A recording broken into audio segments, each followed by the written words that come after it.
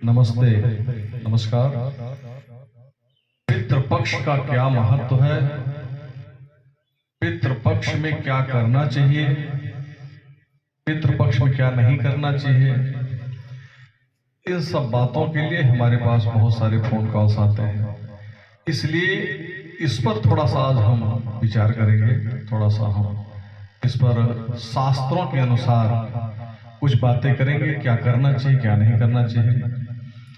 पक्ष दो होते हैं, एक देव पक्ष, दूसरा पितृपक्ष, जिसमें जैसे शुक्ल पक्ष, कृष्ण पक्ष आता है। पितृपक्ष आश्विन मास कुआर महीने के कृष्ण पक्ष प्रतिपदा से लेकर के अमावस्या तक माना जाता है। पितृपक्ष के देवता जिनको अर्यमा कहते हैं, अर्यमा इनकी पत्नी का नाम स्वधा है और इन्हीं के नाम पर यह पूरा पक्ष है। कुछ लोग समझते हैं कि पितृपक्ष में जैसे हमारे परिवार में कोई मर गया तो ये इनका पक्ष है, ये बात सत्य है, उन्हीं का ही पक्ष है, परंतु उनके साथ साथ ये मुख्य रूप से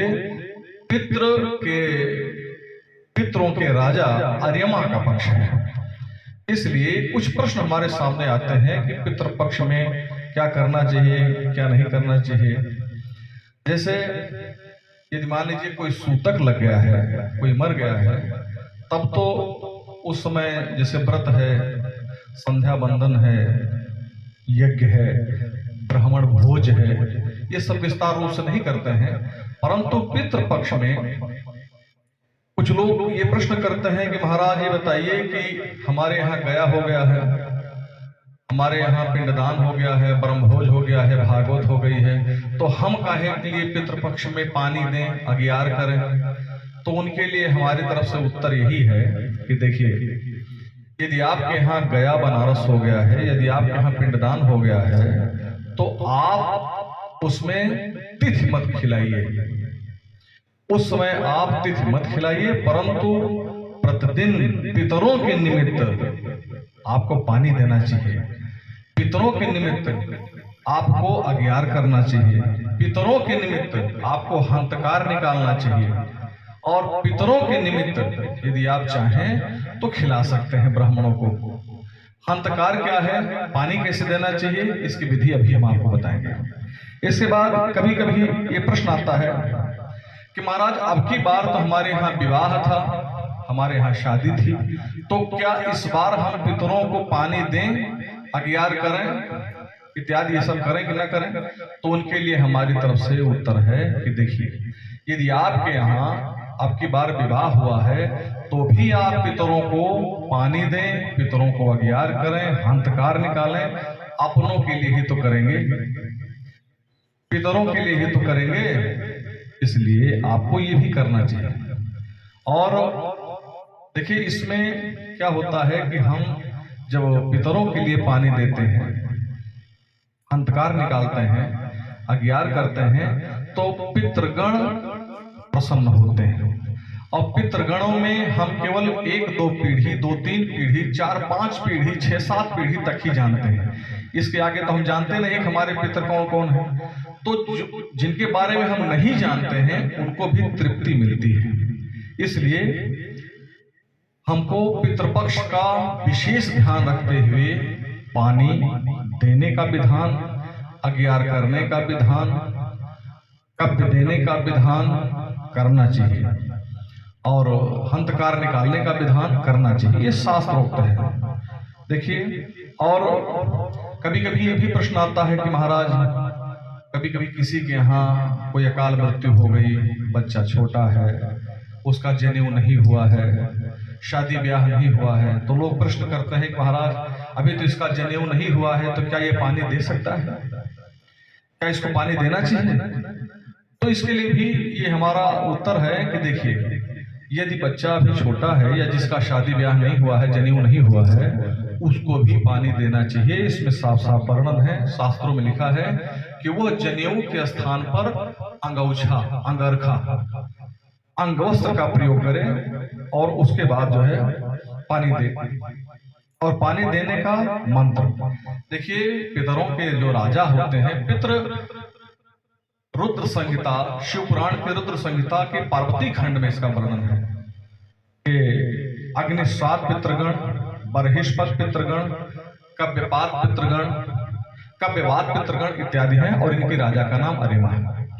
तो जो भी हम करेंगे वो पितरों के राजा अर्यमा के लिए करेंगे। थोड़ा सा वीडियो बड़ा होगा परंतु बहुत आप ध्यान से सुनिएगा और सारी बातों को समझिएगा, और जो बात समझ नहीं आएगी उसको हमारे व्हाट्सएप नंबर जो कि स्क्रीन पे आपके दिया रहेगा, आप उस पर हमको मैसेज कर सकते हैं। अब पानी कैसे देना चाहिए? देखिए, पानी देने के लिए तो वेद में, यजुर्वेद में बहुत सारे मंत्र बताए गए हैं। आपको बहुत सारे मंत्र हैं पानी देने के लिए, जैसे पितृभ्यः स्वधायेभ्यः स्वधा नमः, पितामहेभ्यः स्वधायेभ्यः स्वधा नमः, प्रपितामहेभ्यः स्वधायेभ्यः स्वधा नमः, अक्षं पितरो अमीम दन्तः पितरो अतितृप्तः अतितृपंत पितरः पितरः शुद्धत्वम्। यजुर्वेद। मान लीजिए इतना बड़ा मंत्र है, समझ नहीं आता है, तो आपको इसमें बस इतना ही करना है कि तस्मै स्वधा नमः, पितृभ्यः स्वधा, ऐसा कह करके आपको पानी दे देना है।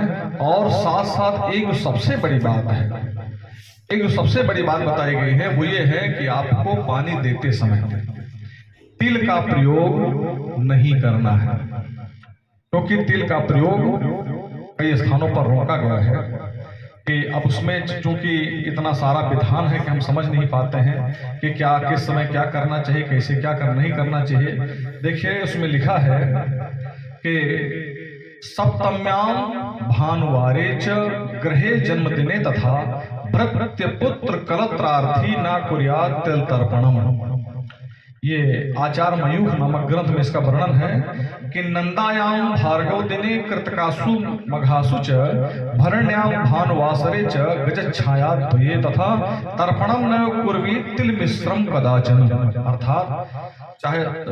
अर्थात सप्तमी तिथि हो, रविवार हो, घर में जन्मदिन के समय दास और पुत्र स्त्री की कामना वाला मनुष्य तिल से तर्पण कदापि न करे। नंदा जो तिथियां होती हैं, प्रतिपदा, षष्ठी एकादशी, जिसको परुआ छठी एकादशी कहते हैं, उस दिन शुक्रवार के दिन कृतिका मघा नक्षत्र हो, भरणी नक्षत्र हो, रविवार हो, गजत छाया योग हो, तो इसमें तिल मिश्रित जल से तर्पण नहीं करना चाहिए। तो किससे तर्पण करें? आपको तर्पण करना चाहिए श्वेत पुष्प, जल में अक्षत मिला लीजिए, श्वेत पुष्प, इतने पर्याप्त है। तिल का प्रयोग इसमें रोका गया है तो आपको नहीं करना चाहिए। और उसमें बहुत सारी बातें बताई गई हैं।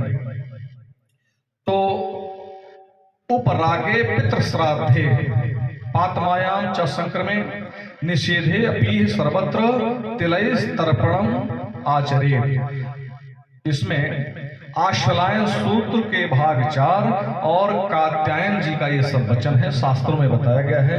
इसलिए भैया अपने घर में तिलांजलि देने से बचना चाहिए। हाँ, एक चीज है, किसी योग्य ब्राह्मण को आप बुला करके, जैसे आपके यहाँ मान लीजिए अकाल मृत्यु हो गई है, तो आप तर्पण करवा सकते हैं, बुलवाइए। वो तर्पण बड़े विधि विधान के साथ करेगा। उस समय वो अपने हिसाब से विधि विधान के साथ, वेद मंत्रों के साथ करेगा। उसमें कोई उसको वो समझेगा क्या इसमें करना चाहिए, क्या करणीय है, क्या विधि है, क्या निषेध है, वो स्वयं सिद्ध करेगा, स्वयं निश्चित करेगा।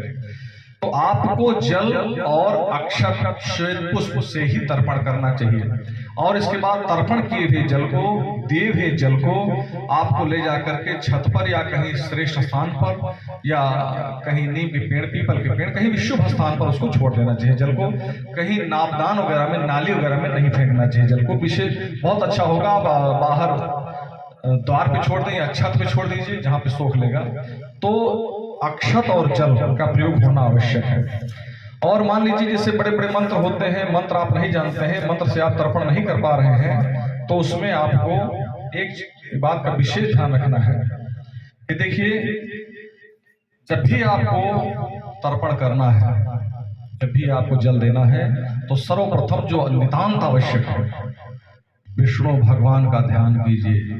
शास्त्र कह रहा है प्रमादात कुर्वताम कर्म प्रत्यवेताध्वरेषु यत् स्मरणादेव तत् विष्णोः संपूर्णम स्यादिति श्रुति। अर्थात चाहे आलस्य से, प्रमाद से या किसी प्रकार से मार्ग में या कहीं भी अशौच की अवस्था में भी यदि भगवान विष्णु का स्मरण करके, भगवान नारायण की याद करके, विष्णु भगवान का स्मरण करके यदि कोई कर्म किया जाता है तो वह निश्चित ही संपूर्ण होता है, ऐसा श्रुति कहती है, ऐसा वेद कहता है। यस्य स्मृत्या च नामोक्त्या तपो यज्ञ क्रियादिषु, जिसका स्मरण करने से, जिसके नाम का उच्चारण करने से, निश्चय ही भगवान नारायण के नाम का स्मरण करने से, नारायण भगवान के नाम का उच्चारण करने से, तपो यज्ञ क्रियादिषु, तप यज्ञ और समस्त क्रियाएं न्यूनम संपूर्णताम याति, यदि न्यून है, थोड़ा भी किया जाए तो वो संपूर्णता को प्राप्त हो जाते हैं। सत्यो वंदे तमच्युतम, इसलिए हम शीघ्र ही भगवान नारायण की वंदना करते हैं, ये शास्त्र कहता है। और यदपाद पंकज स्मरणात्, जिसके चरण कमलों का स्मरण करने से, यस्य नाम जपादपि, जिसके नाम का जप करने से, जिसका स्मरण करने से, न्यूनम कर्म भवेत पूर्णम, जो छोटा मोटा कर्म है वो भी पूर्णता को प्राप्त हो जाता है। इसलिए तम वंदे सांब ईश्वरम, हम उस सांब के ईश्वर, सांब के पिता भगवान श्री कृष्ण, भगवान वासुदेव का स्मरण करते हैं, भगवान नारायण का स्मरण करते हैं। इसलिए आप जल देते समय ओम विष्णवे नमः, ओम विष्णवे नमः, ओम विष्णवे नमः, इसका उच्चारण 3 बार कर दीजिए। आपका जल संबंधित पितर तक पहुंच जाएगा, पितृगण तृप्त हो जाएंगे, आपकी यह तर्पण क्रिया पूर्ण मानी जाएगी।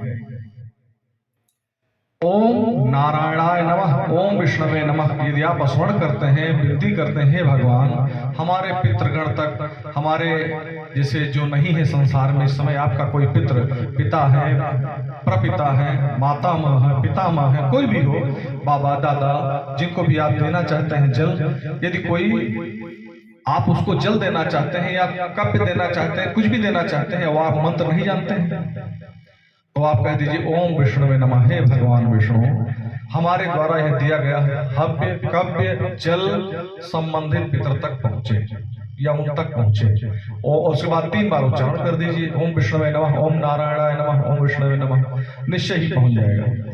तो इस प्रकार से आपको करना चाहिए। और तर्पण में क्या नहीं करना चाहिए, जैसे मान लीजिए आप तर्पण कर रहे हैं तो उसमें थोड़ा सा आप सावधानी रखें कि थोड़ा सा हो सके आपसे, तो मान लीजिए घर में किसी की अकाल मृत्यु हुई है, अभी 7 साल नहीं हुआ है, 7 वर्ष के भीतर बात है, तो थोड़ा सा हो सके तो दाढ़ी इत्यादि न बनवाना।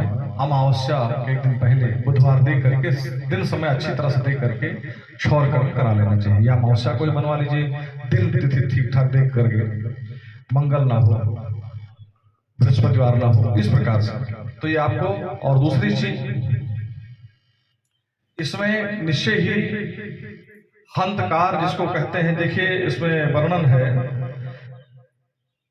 ग्रासार्धमपि नो दत्तम न स्वया प्योरबलिम नमस्कृता नातिथयो न कृतम पितृतर्पणम, शास्त्र कहता है जिन्होंने कभी एक ग्रास किसी को नहीं दिया है, कभी कुत्ते अथवा कौवे के लिए बलि नहीं निकाला है, माने अन्नदान नहीं निकाला है, जिन्होंने कभी अतिथियों का सत्कार नहीं किया है, जिन्होंने कभी तर्पण नहीं किया है, तो निश्चय ही यमस्य चित्रगुप्त से न कृतम ध्यानमुत्तमम, जिन्होंने कभी यमराज का स्मरण नहीं किया, चित्रगुप्त का स्मरण नहीं किया है, तो उनको यम यातना भोगना पड़ता है।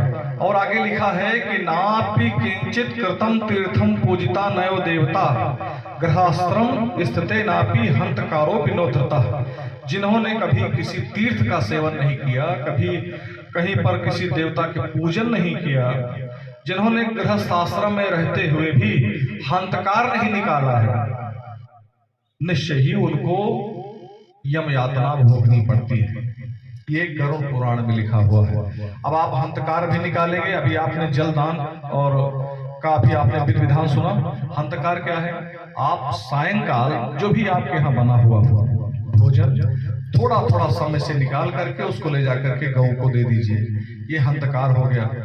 प्रातः काल उठ करके जो भी थोड़ा थोड़ा बना हुआ है उसको आप छत पे रख दीजिए पत्तल में, या आप 7 छोटी छोटी पूड़ियां बना ली, मीठी पूड़ियां बना लीजिए, छत पर रख दीजिए, कौवे लेकर के उसको उड़ जाएंगे। इसको हंतकार बोलते हैं। ये हंतकार पितृपक्ष में विशेष प्रकार से निकालना चाहिए।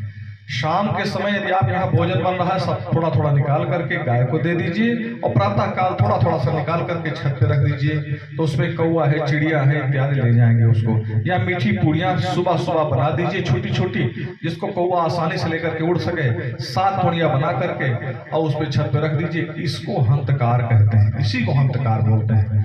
तो हंतकार पितृपक्ष में 15वां दिन निकालना चाहिए। हाँ, एक चीज इसमें और है, प्रतिपदा तिथि को छोड़ करके द्वितीया से प्रारंभ करना चाहिए सारे कृत्य। इसलिए इतना आप जरा ध्यान रखिएगा।